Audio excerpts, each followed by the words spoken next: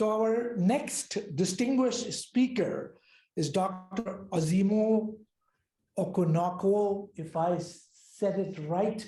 And if not, please accept my apologies, from the University of Wisconsin. He's an investigator at the Wisconsin Alzheimer's Disease Research Center. His research focus is on clarifying how alterations in the brain and other biomolecules place some cognitively normal individuals on a pernicious trajectory. Long research focus. His focus has been in discovering new knowledge concerning the modulation of the link between brain changes and cognitive decline, both modifiable and also non-modifiable, like genetic ability.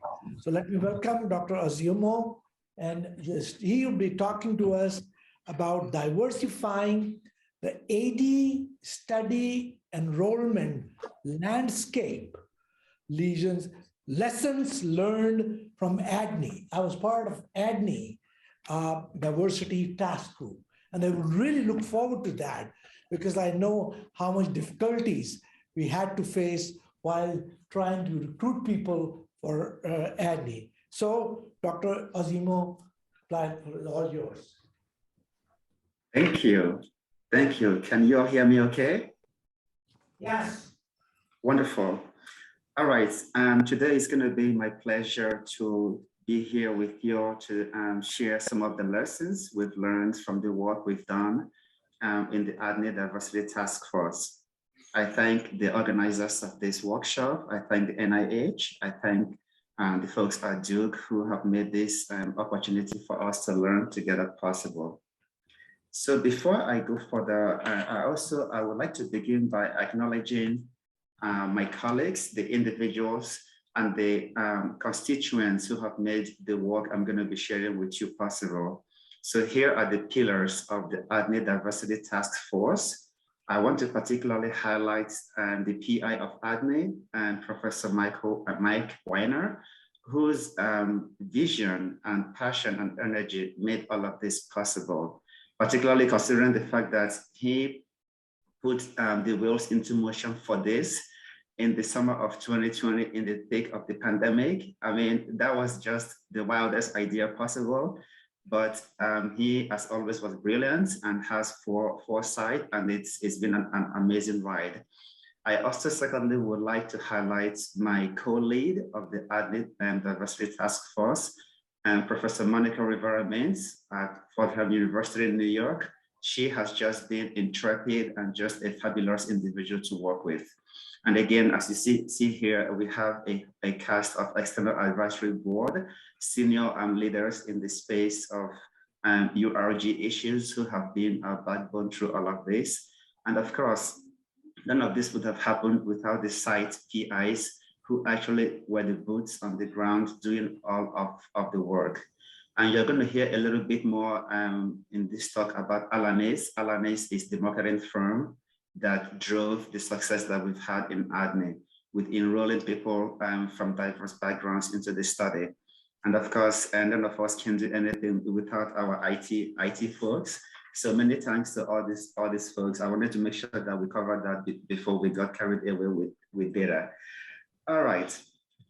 So I'm not going to belabor the obvious. Everyone in this room at this meeting knows that Alzheimer's is a global public health challenge that we all face, and that's the challenge and the burden that Alzheimer poses is disproportionately more so among persons from diverse background. We all know that persons from Black, African American, and Latinx backgrounds are about two times more likely to be diagnosed with Alzheimer's dementia than white counterparts. But what is even more troubling, again, something that all of us on this call probably understand and struggle with, is that not only are these individuals, these communities disproportionately affected by Alzheimer's, but also they are grossly underrepresented in Alzheimer's research, even to date. And I think nowhere has this been more apparent in recent times than in all of the controversies that surrounded the approval of aducanumab. And as you can appreciate, the underrepresentation of persons from diverse backgrounds into research poses two unique challenges for the work that all of us are doing. First of all, it limits our ability to truly understand what underlies the disparities that we already identified. Why does this exist? And then on the other hand too, it greatly limits the generalizability of the research findings from our studies. So as mentioned, I'm going to be speaking today about the lessons learned from ADNI. And so for those who do not know what the ADNI study is, the ADNI study is a multi-site, I think currently is across 59 or 60 sites, a multi-site longitudinal study of biomarkers for Alzheimer's disease. Is the biggest to be funded by the NIH. And it has since then spawned several sister, or if you wish, brother studies across the globe. There is now a worldwide ADNI study as we speak. And the man you see there is the PI of ADNI, Professor Mike Weiner at UCSF. Simply put, the criteria for enrollment in ADNI is that they have to be between 55 and 90 years of old.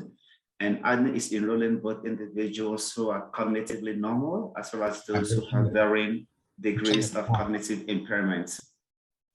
And the individuals in the study undergo a host of assessments, ranging from the usual cognitive clinical tests all the way to PET scans and CSF sampling. ADNI is now in its third cycle of funding. I'm about to get into its fourth cycle of funding with ADNI 4, which we are going to hear a little bit more towards the end of this talk. It began in 2004, and as I said, it's now in its third iteration.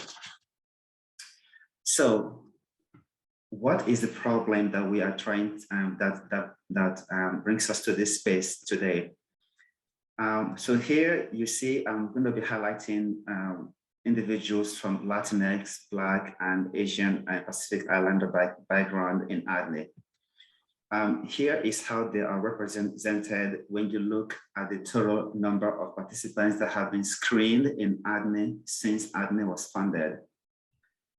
And then here is how they are represented when you look at the number of folks who actually are enrolled in ADNI. But however, this actually is a representation of these individuals in the US Census. So it is very easy to see that there is a clear mismatch between the proportion of these individuals in the US as a whole and the representation in ADNI as a study.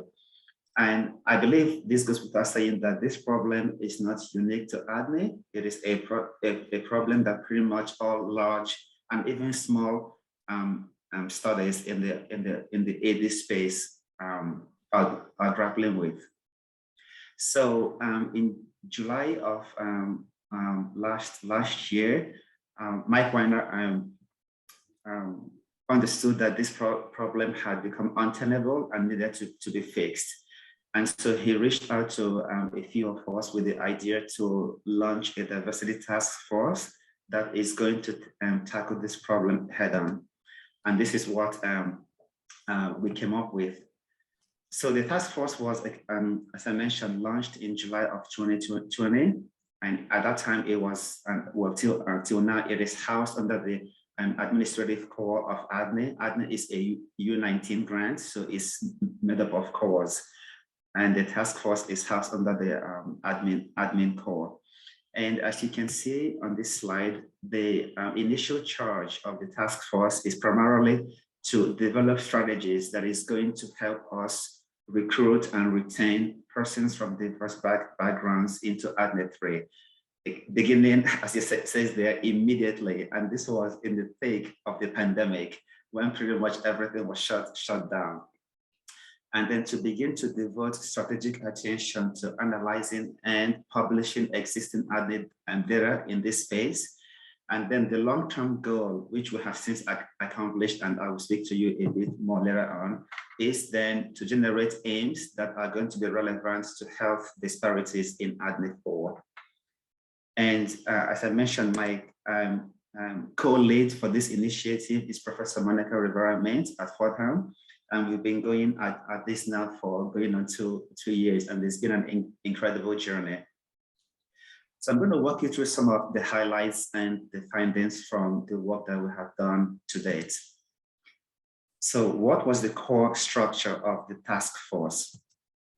In addition to Monica, myself, and Mike Weiner, we have a total of 15 key members who met on a regular basis to brainstorm and think through in a very careful way how this problem of underrepresentation in ADNI and in fact across the Alzheimer's landscape is going to be addressed to a solution. And then we were helped in this process by 6 well-established senior leaders in this space. They are Drs. Lisa Barnes, Goldie Bird, Dorothy Farrar-Edwards, Carl Hill, who I believe is on this call, Gladys Maestri, and Donna Masterman. So these were the backbone of the work that we did, and they helped steer us to make sure that we are thinking about these challenges and solutions in a way that was going to lead to results. And then central to all of this then is that we identified 13 ADNI sites who pretty much were going to be our laboratory. You know, they were the space in which we tested out all of the ideas and strategies that were developed by the task force. And these sites are here listed in alphabetical order. And it has just been an amazing experience to work with each of these sites, their PIs, the recruitment staff, and everyone involved at these sites. The initial criteria for selecting these sites, where we looked at ADNI's archival data and identified sites that have shown some promise in the enrollment and retention of persons from Black or Latinx background into ADNI. And then secondly, we also looked at sites that were in areas where there was a good representation of Blacks and Latinx individuals, but these sites were not having success with getting them in. So definitely the sites had the supply, but weren't able to tap into that for results. So we felt like there was an opportunity to understand what were the barriers that those sites were facing in order to help them be successful. So that was how we came up with this list of sites. And then the third strategy were sites who reached out to us to express interest in being a part of this initiative.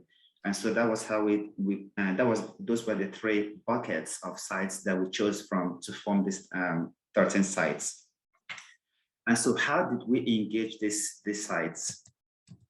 First of all, we gave them funding, because again, this is preaching to the choir here, all of us understands that being able to bring people from diverse backgrounds into science takes dedicated funding. It takes resources. So we gave each of these sites $150,000 to help them with the initiatives that they have described to us are going to be helpful for them for enrollment.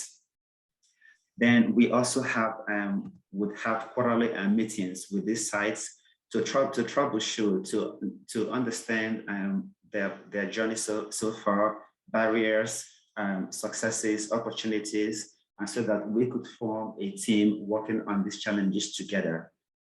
Besides the quarterly meetings, we also met with these sites on an ad hoc basis whenever they have any questions or challenges that they wanted to run by us.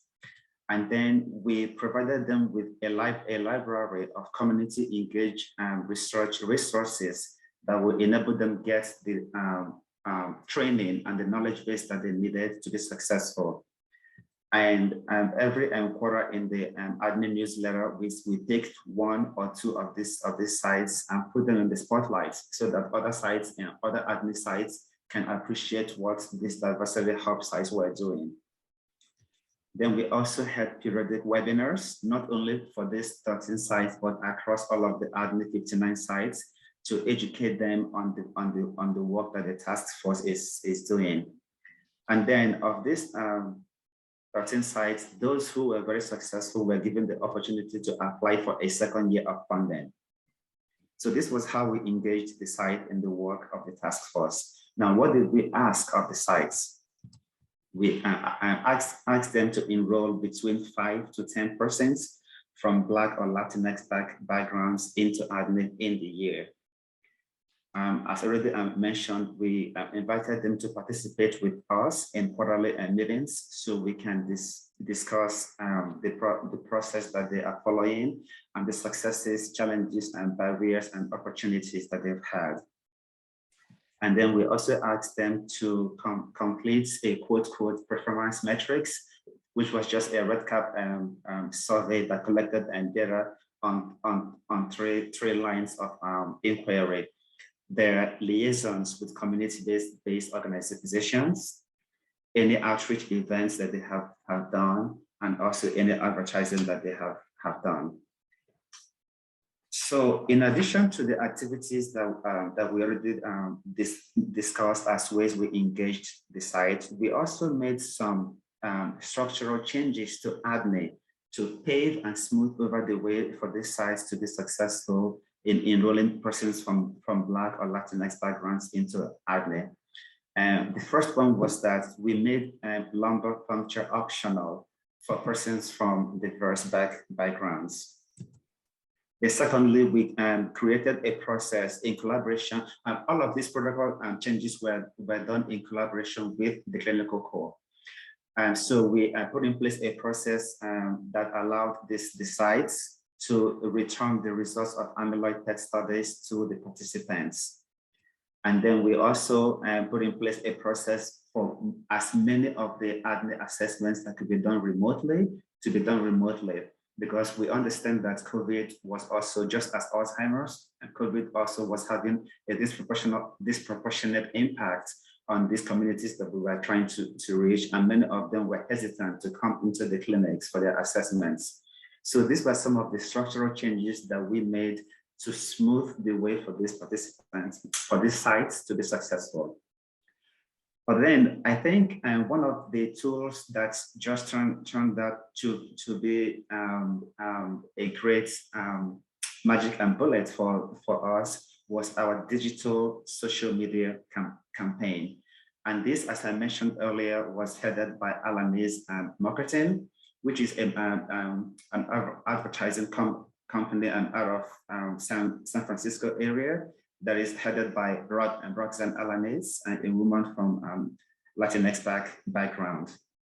So what we did and what she helped us do was to curate a set of culturally informed, community engaged, and importantly, locally branded social media campaign for each of the 13 sites. An example here is you see here that these are tailored Facebook ads. The one on the left was customized for the ADNI site at UCLA or in the Los Angeles area. And you can appreciate that it is targeted to persons from a Latinx background. The one on the right was targeted to our site at Mount Sinai.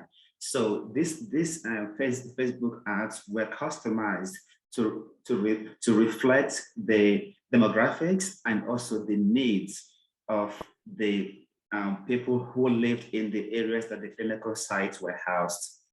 And then when individuals accessed these Facebook ads, they were then directed from these ads to locally branded landing pages.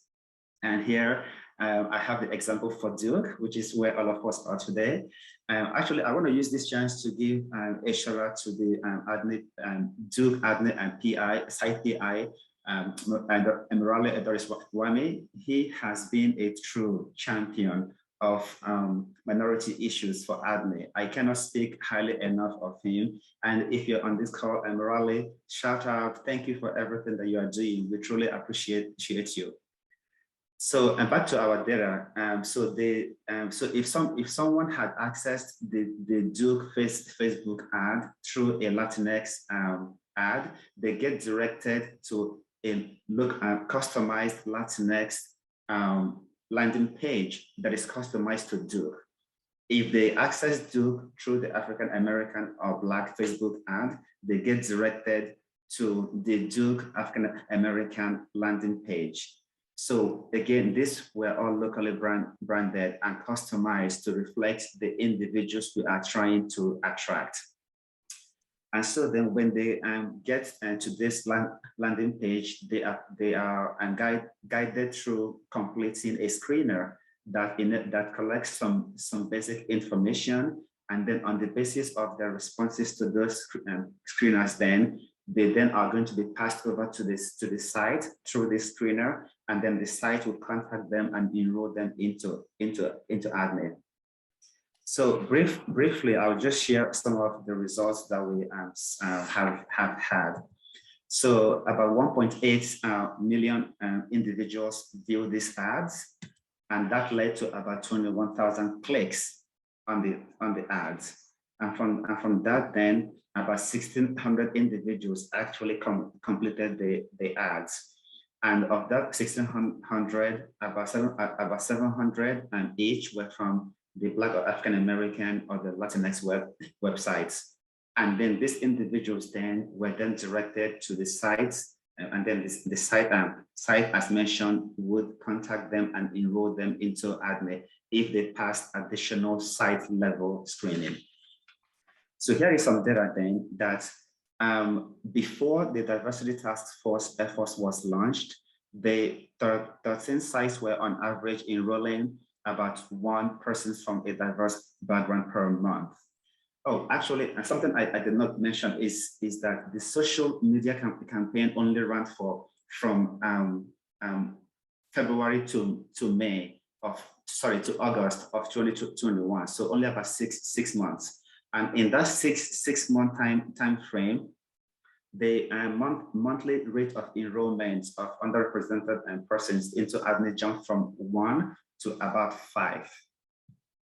And then here you have the percentage across all of ADNI of persons from underrepresented backgrounds, either as new enrollments in ADNI 3 or total enrollment across all of ADNI. And you can see that before the Diversity Task Force initiative, the proportion of ADNI that were people from underrepresented backgrounds was about 17%. It jumped to 26%. And then when you look at new enrollments into ADNI 3, that jumped from 14% pre the task force to 20% post task force.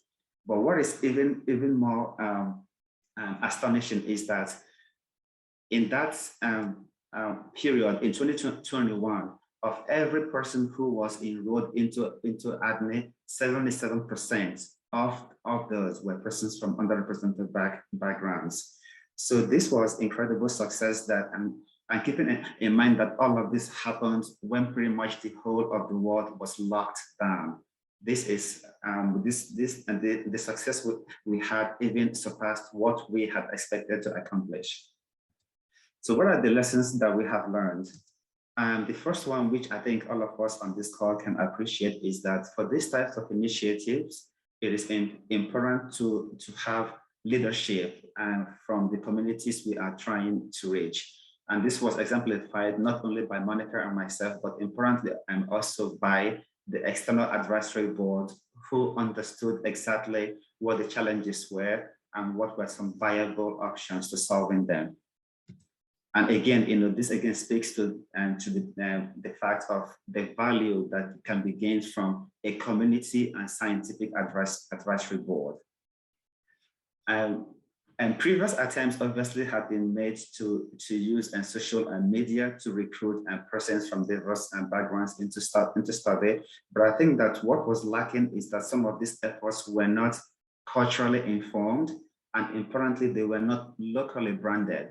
So when these individuals whom we are trying to reach out to access these ads, it looks so generic and they don't see how it applies to them. So the local piece of it was critical to the success. And obviously, as mentioned, the ALANIZ firm truly understood the mission and the vision of the task force, because this was also their community. So they were not coming in as outsiders. They were embedded in the community that we were trying to reach. As mentioned, the success that we had would not have been possible without the participation of the site itself. But all of this said, it's also important to mention that digital marketing or social media is still best used as an adjunct to other traditional efforts and not as a replacement for it. And as mentioned, that local involvement and engagement is going to be critical, that once those individuals come to the screener and to the site, that is important for the site then to take action to enroll these individuals into the study. And so the success of the task force then led to the formation of the ADNI engagement core. So the task force for ADNI 4, the task force is going to transition to being an actual core of its own.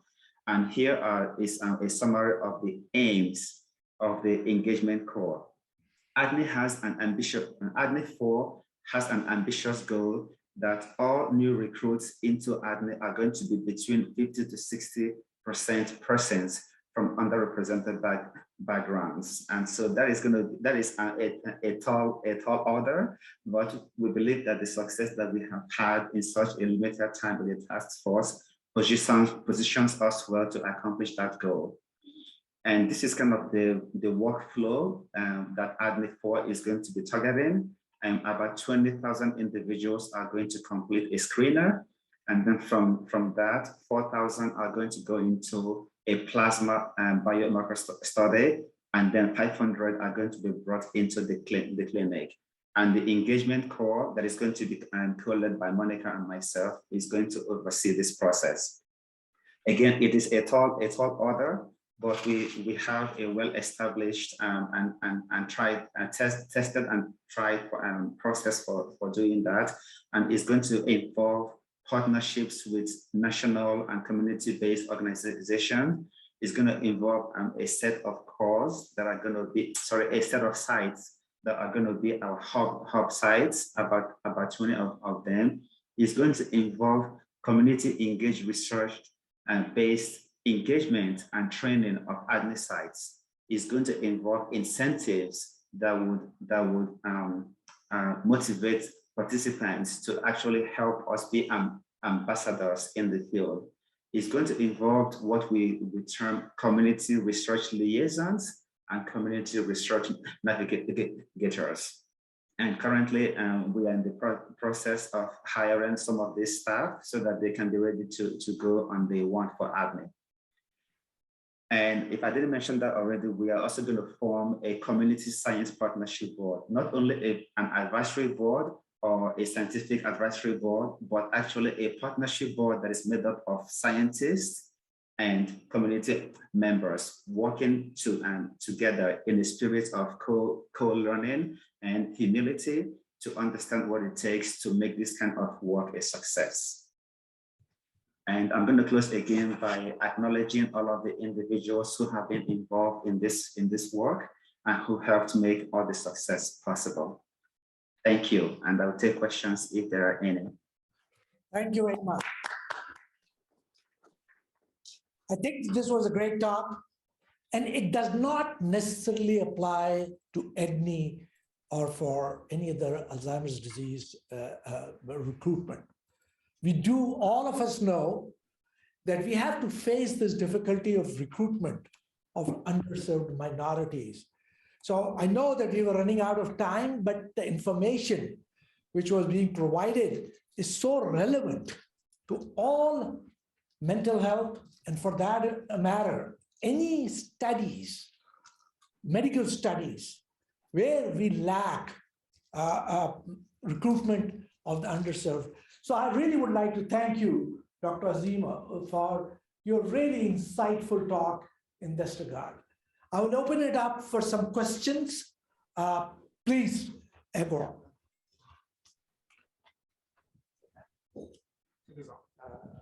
Thank you.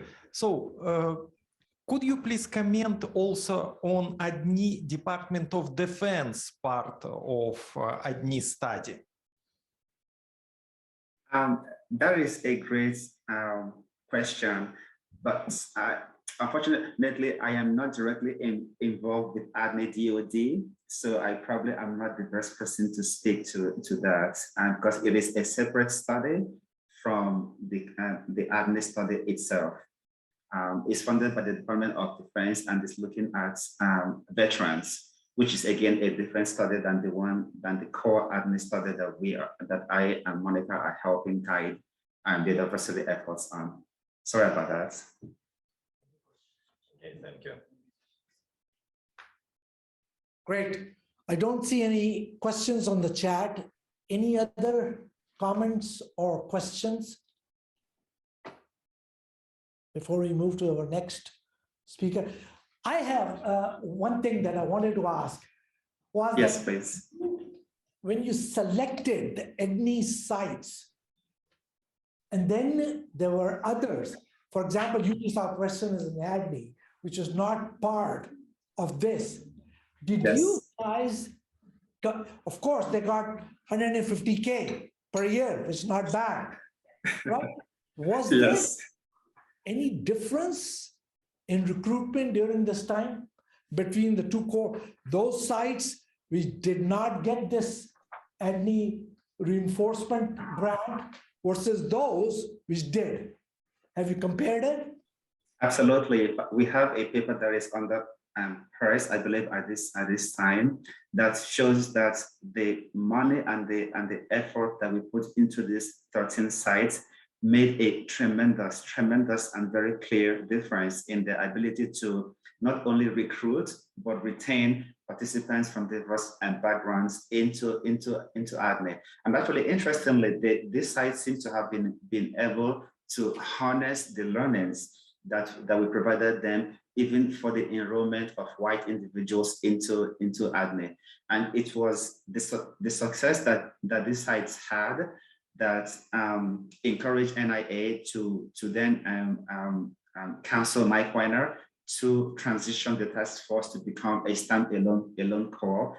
And that is how we now have this ambitious goal of enrolling 50 to 60% of ADNI for the persons from diverse backgrounds, because we were able to show and demonstrate that these efforts are viable and that they lead to success. So yes, there was a clear difference between the sites, these 13 sites who got the funding and the other 46 or so sites who did not. Great, thank you very much. All right. Wonderful and very practical talk in terms of recruiting the underserved minorities.